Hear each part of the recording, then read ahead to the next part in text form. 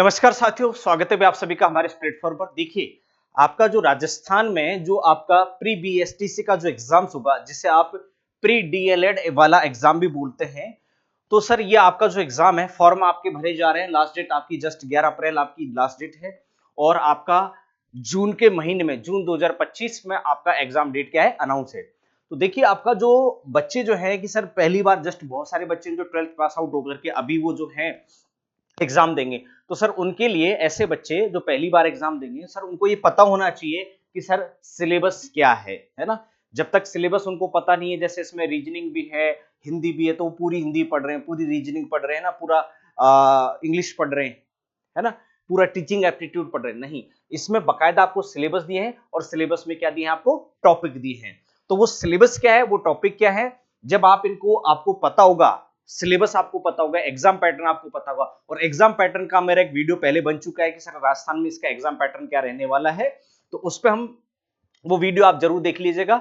तो जब आपको पूरा एग्जाम पैटर्न, सिलेबस पता है, क्लियर होगा, तब आप प्रिपरेशन जब करेंगे, तो सर आपको यहां पर जो बीएसटीसी जो है वो क्लियर करने से कोई नहीं रोक पाएगा। तो आइए डिस्कस करते हैं कि सर आपका प्री बीएसटीसी का सिलेबस क्या रहने वाला है। और अभी तक आपने हमारे चैनल को सब्सक्राइब नहीं किया तो भाई चैनल को सब्सक्राइब कर लो और बेल आइकन प्रेस करो, नोटिफिकेशन ऑन जरूर रखो। तो बहुत सारी फ्री लाइव क्लासेस के लिए आप हमारे नोटिफिकेशन को ऑन रखिए। देखिए, जो आपका जो बीएसटीसी का जो सिलेबस है, इसमें आपको पता है सर आपका जो पेपर होगा ऑब्जेक्टिव टाइप का होगा, एमसीक्यू लेवल का होगा। और सर ये आपका दोनों लैंग्वेज में अवेलेबल होगा, हिंदी और इंग्लिश में, दोनों लैंग्वेज में आपको ये यहाँ पर पेपर देखने को मिलेगा। टोटल इसके अंदर 4 सेक्शन होंगे, हर एक सेक्शन में सर आपके 50-50 क्वेश्चन होंगे, ठीक है।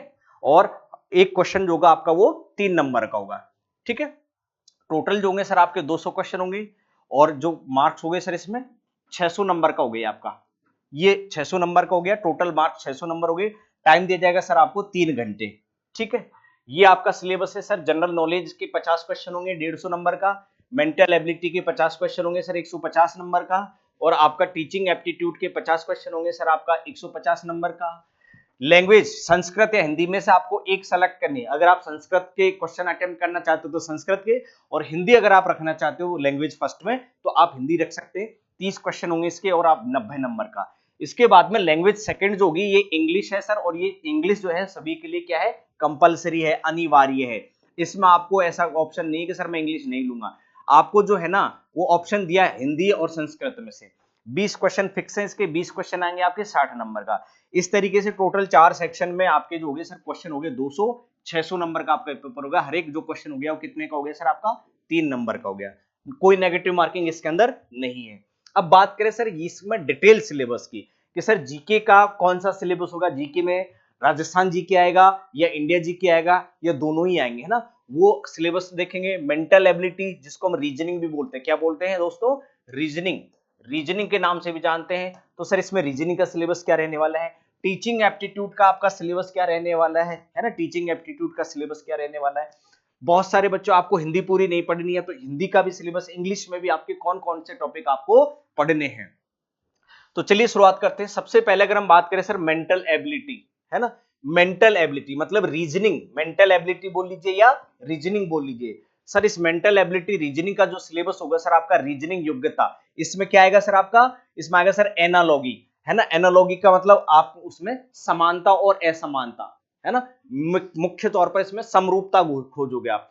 तो दो वस्तुओं में आंशिक समानता या समरूपता, तो आपको वहां पर समानतावाद से संबंधित प्रश्न आएंगे आपके इसके रीजनिंग के। उसके बाद में आएगा सर डिस्क्रिमिनेशन। डिस्क्रिमिनेशन का मतलब हो गया सर विरूपता या विभेदीकरण, मतलब इसमें हो गई विभिन्नता।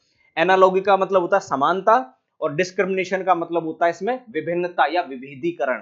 तो यहां आपको उनमें क्या क्या विभिन्नता दिख रही है, उस क्वेश्चन में जो ऑप्शन देगा आपको, 4 ऑप्शन जो देगा, और उस क्वेश्चन के हिसाब से 4 ऑप्शन में आपको किसमें आपको भिन्नता दिख रही है उसके क्वेश्चन आएंगे। एनालॉगी में आपको जो 4 ऑप्शन होंगे उनमें से किसमें समानता दिख रही है, किसमें समानता नहीं दिख रही, ऐसे क्वेश्चन आएंगे। इसके बाद में सर रिलेशनशिप्स वाले क्वेश्चन आएंगे, संबंध वाले प्रश्न आएंगे। ज्यादातर इसमें आएंगे सर आपके ब्लड रिलेशन वाले संबंध आएंगे ना, जैसे आपका ब्लड रिलेशन वाले हो गए ना, रक्त संबंध वाले क्वेश्चन आ गए ना, तो ऐसे क्वेश्चन आएंगे सर। एनालिसिस वाले आएंगे सर, आपको विश्लेषण करने वाले क्वेश्चन आएंगे। लॉजिकल थिंकिंग वाले आएंगे सर आपके, तार्किक चिंतन वाले क्वेश्चन आएंगे, जैसे आपके कथन वथन निष्कर्ष जैसे क्वेश्चन आएंगे ना, आपको लॉजिकल सोचने वाले क्वेश्चन। तो ये आपका रीजनिंग का सिलेबस है सर। अब रीजनिंग अगर एसएससी रेलवे वगैरह या बाकी अदर एग्जाम्स की अगर हम बात करें सर, उसमें रीजनिंग बहुत बड़ी होती है ना, लेकिन ये आपके रीजनिंग के 5-6 टॉपिक हैं, ज्यादा बड़ा सिलेबस नहीं। इसीलिए मैं कह रहा था आपसे कि अगर आप प्री बीएसटीसी का एग्जाम या आप पीटेट का एग्जाम दे रहे हो, तो आपको एग्जाम की तैयारी करने से पहले सिलेबस आपको पता होना चाहिए। सिलेबस पता होगा तो आपका टाइम कितना बच गया। हो सकता है आपने इतना ही पढ़ लिया सर मेंटल एबिलिटी, और आप मार्केट में से किताब लिया सर मेंटल एबिलिटी रीजनिंग की किताब दे दो मुझे तैयारी करनी, और आप वो पूरी रीजनिंग पढ़ने लग गए, तो दिक्कत हो जाती है ना। तो आपको सिर्फ ये पढ़ना है, ठीक है, पूरा सिलेबस नहीं पढ़ना रीजनिंग का, जो आपका सिलेबस दिया डिपार्टमेंट ने ये पढ़ना है। अब बात आ जाती है सर आपका जीके क्या रहने वाला है। जीके जनरल नॉलेज, सामान्य ज्ञान। देखो इस सामान्य ज्ञान में आपका जो होगा सर, इसमें सामान्य ज्ञान में सर आपका होगा इंडिया का भी होगा और राजस्थान का भी होगा।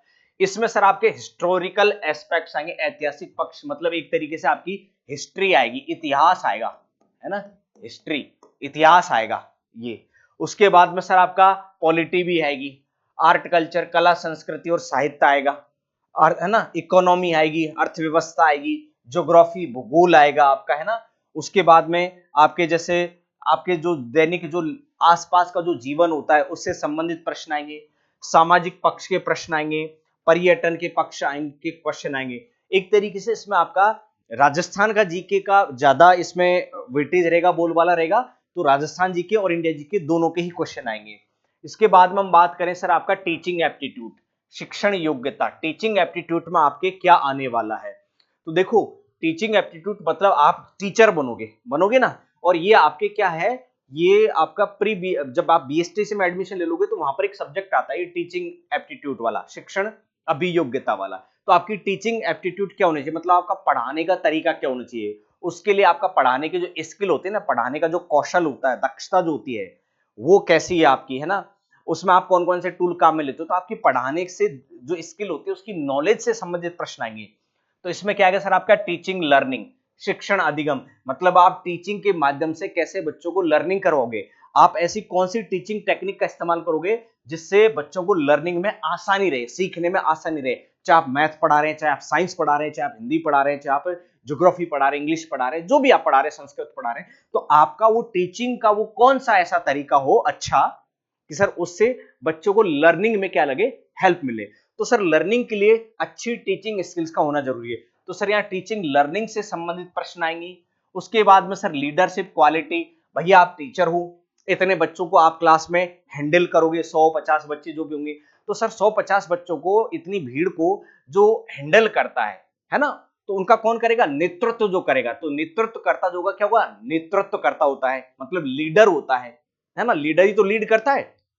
तो सर आपके अंदर लीड करने की क्वालिटी क्या है, लीडरशिप की, नेतृत्व की गुण क्या है आपके अंदर, मतलब आप इतने बड़े बच्चों को, कल को आप प्रिंसिपल बन गए तो सर पूरे स्कूल का स्टाफ प्लस स्कूल के जो बच्चे हैं, स्टूडेंट हैं, उनको आप कैसे कंट्रोल करोगे, कैसे होल्ड करोगे।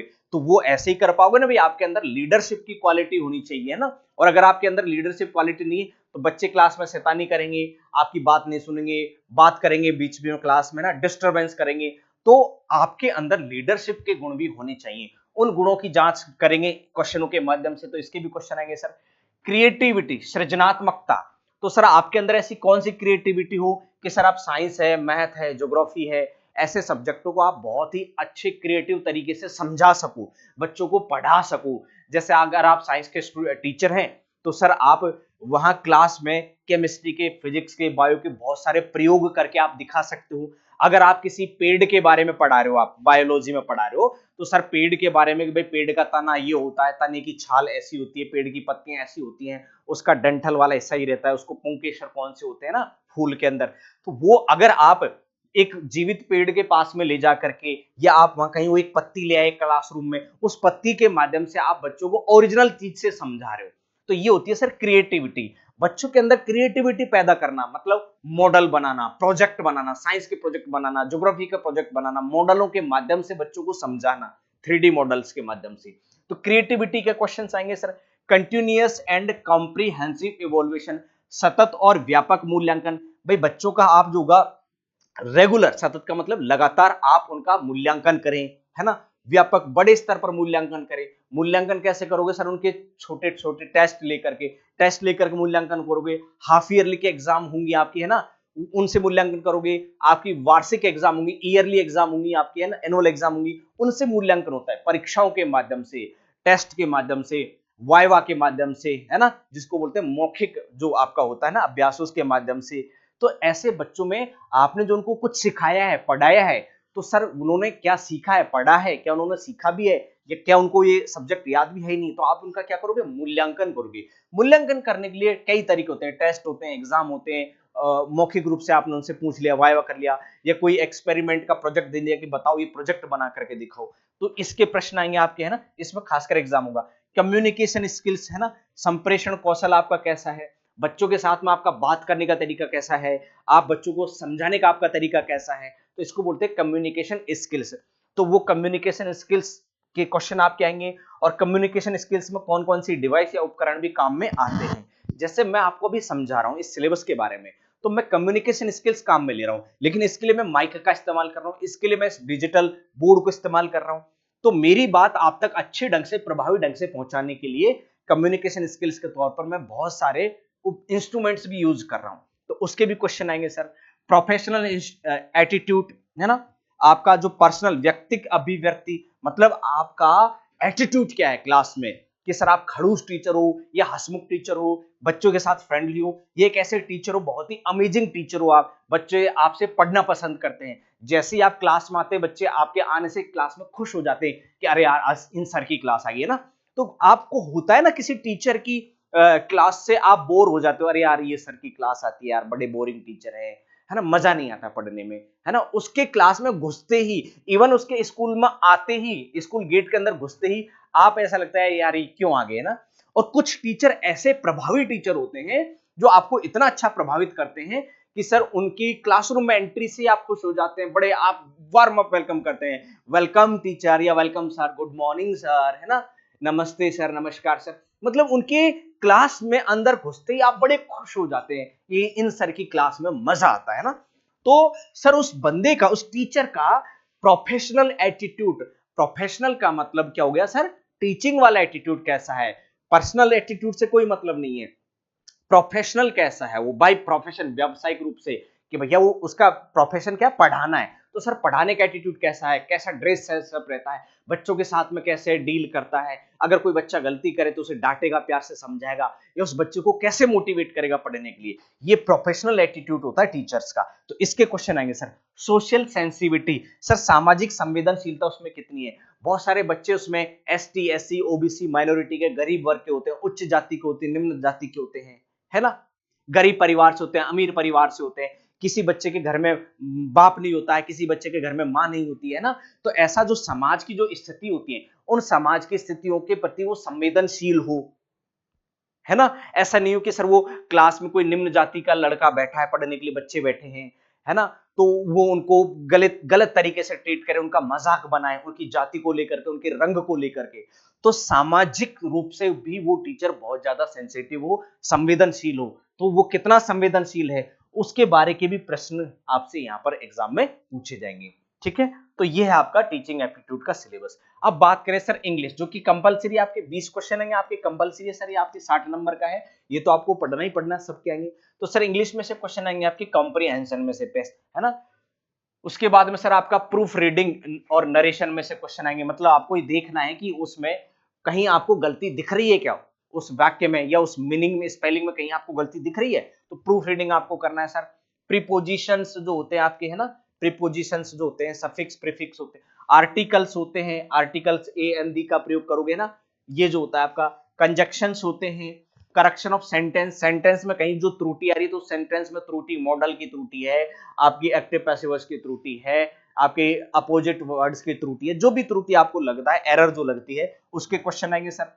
टाइप्स ऑफ सेंटेंस के क्वेश्चन आएंगे, सेंटेंस कंप्लीशन के क्वेश्चन आएंगे, टेंस के क्वेश्चन आएंगे, वोकैबुलरी सिनोनिम्स के क्वेश्चन आएंगे, एंटोनिम्स के क्वेश्चन आएंगे, और वन वर्ड के क्वेश्चन आएंगे, और स्पेलिंग एरर के क्या आएंगे, क्वेश्चन आएंगे। तो ये आपका है सर इंग्लिश का सिलेबस। अब मैं बात करूं सर हिंदी और संस्कृत, तो देखो अगर आप हिंदी और संस्कृत में से संस्कृत अगर आप चूज करते हैं और भाई साहब हिंदी और संस्कृत में कंपैरिजन किया जाए या इंग्लिश में भी कंपैरिजन किया जाए तो सर संस्कृत सबसे टफ सब्जेक्ट है, टफ लैंग्वेज है। संस्कृत से ही आपकी निकली एक तरीके से हिंदी, और संस्कृत और हिंदी से ही बनी आपकी इंग्लिश ग्रामर बनी है। तो सर संस्कृत जो है इसमें सर आपके स्वर और व्यंजन, संस्कृत वाले स्वर व्यंजन है ना, उच्चारण, शब्द रूप है आपके, है ना, शब्द रूप हो गए जैसे आपका स्त्रीलिंग पुल्लिंग हो गए, नपुंसकलिंग हो गए। धातु रूप है जैसे लट लकार धातु, लोट लकार धातु, है ना, लंग लकार धातु, विधि लंग लकार धातु, इसके क्वेश्चन आएंगे। उपसर्ग होंगे आपके संस्कृत वाले, उपसर्ग और प्रत्यय होंगे। संधि होंगे आपके, अलग अलग तरीके की संधि होंगी। समास होंगे आपके, प्रश्न होंगे ना। उसके बाद में सर लिंग और वचन होंगे, विभक्तियां होंगी और आपके क्या होंगे, कारक होंगे। इनसे संबंधित प्रश्न आपसे संस्कृत में पूछे जाएंगे, ठीक है। इसके बाद में हम बात करें सर आपका हिंदी का सिलेबस, है ना, हिंदी का सिलेबस क्या रहने वाला है। तो देखो हिंदी के सिलेबस की बात की जाए तो सर शब्द ज्ञान आपसे पूछा जाएगा। शब्द ज्ञान में आपसे क्या क्या पूछा जाएगा सर, पर्यायवाची शब्द और विलोम शब्द, ये आपके शब्द ज्ञान आ गए। युगम शब्द भी आपके क्या होंगे, शब्द ज्ञान का हिस्सा होगी। उसके बाद में सर आएंगे आपके वाक्य विचार, है ना, शुद्धिकरण, शुद्धि अशुद्धि, और दो तरीके की शुद्धि होती है सर, एक तो शब्द की शुद्ध और अशुद्ध और एक पूरे वाक्य की शुद्धि और अशुद्धि। तो शब्द की भी शुद्धि और अशुद्धि और पूरे एक सेंटेंस वाक्य की भी शुद्धि अशुद्धि से संबंधित प्रश्न आपसे पूछे जाएंगे। उसके बाद में हम बात करें सर मुहावरे एवं कहावतें, मुहावरे कहावतें हो गए, है ना। उसके बाद में सर आपका संधि, ये संधि गलत टाइप हो गया, संधि, है ना, संधि और समास हिंदी में, उपसर्ग और प्रत्यय, और वाक्यांश के लिए सार्थक शब्द, है ना। तो ये आपके क्या आएंगे सर, हिंदी का क्या है आपका ये सिलेबस है। क्लियर है भैया। तो इस तरीके से आपका ये सिलेबस रहने वाला है आपका। तो कुल मिलाकर के आपका सिलेबस जो है आपका, आप सिलेबस आपको पता चल गया सर, उस सिलेबस के हिसाब से आप अपनी तैयारी को जारी रखेंगे। अब देखिए इसके लिए अगर आप बीएसटीसी पीटेट एग्जाम की तैयारी कर रहे हैं तो सर बीएसटीसी, प्री बीएसटीसी या प्री डीएलएड और पीटेट के एग्जाम्स के लिए हमारी एक टेस्ट सीरीज आपको यहाँ पर अवेलेबल है। सर टेस्ट सीरीज आपको मिल जाएगी, उसके लिए करना क्या है सर, आप प्ले स्टोर पे जाइए और सर क्लासपीडिया के नाम से हमारा ऐप है, इस ऐप को आप डाउनलोड कीजिए और इस ऐप का लिंक आपको डिस्क्रिप्शन में भी मिल जाएगा और वेबसाइट का भी, वहां से भी आप इसे एक्सेस कर सकते हैं। तो इस ऐप पर आपको प्री बीएसटीसी की टेस्ट सीरीज आपको यहाँ पर अवेलेबल हो जाएगी सर, मॉक टेस्ट सीरीज, क्योंकि सर टेस्ट सीरीज ही होता है आपके पास, इतना कम टाइम बचा है, 1 से 1.5 महीने का टाइम बचा है। तो सर इसे 1-1.5 महीने के टाइम में अगर आपको बीएसटीसी का एग्जाम क्लियर करना है तो आपको ज्यादा से ज्यादा टेस्ट देनी चाहिए, क्योंकि 12th पास करने के बाद में बच्चों के लिए टीचिंग एप्टीट्यूड और रीजनिंग दोनों नए सब्जेक्ट हैं, टीचिंग एप्टीट्यूड और रीजनिंग। तो उनके सामने बड़ी दिक्कत रहती है सर, टीचिंग एप्टीट्यूड और रीजनिंग तो आज तक हमने पढ़ा ही नहीं, हिंदी इंग्लिश संस्कृत वगैरह, और ये जीके तो फिर भी चलो सर हमने स्कूल में पढ़ा है 8वीं क्लास में, 9वीं क्लास में, 10वीं क्लास में। किसी के पास में आर्ट्स है, अगर वो साइंस के बच्चे नहीं है तो उन्होंने 11वीं 12वीं में भी पढ़ा है, बहुत पढ़ा है ना। तो सर ये तो हमारा हिंदी है, ये तो हम रट्टा भी मार के काम चला लेंगे, है ना, जीके भी हम रट्टा मार के काम चला लेंगे। लेकिन दो सब्जेक्ट है ना आपके, ये तो कॉन्सेप्चुअल हैं, ये रट्टे ही नहीं जाते, ये तो समझने पड़ते हैं, रीजनिंग और टीचिंग एप्टीट्यूड, ठीक है। तो सर यहां से आप, हमारे यहाँ पर मॉक टेस्ट सीरीज अवेलेबल है, तो ये टेस्ट सीरीज भी आप ज्वाइन कर सकते हैं। क्लियर है भाई।